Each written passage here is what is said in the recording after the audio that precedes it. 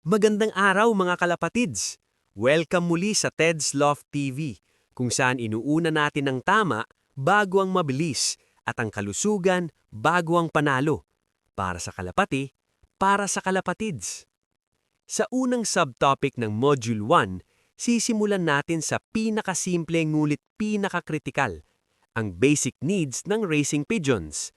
Dahil kahit gaano kaganda ang training at dugo, babagsak ang performance kung kulang ang pundasyon.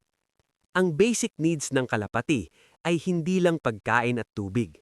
Kabilang dito ang pahinga, consistency, at maayos na kondisyon ng katawan at isip. Una, ang tubig ay dapat laging malinis at sariwa. Ang maruming tubig ay tahimik na pinagmumulan ng sakit at pagbaba ng stamina. Pangalawa, ang pagkain ay hindi dapat pabago-bago at sobra-sobra. Ang tamang timpla at oras ng pagkain ay mas mahalaga kaysa dami. Pangatlo, ang pahinga.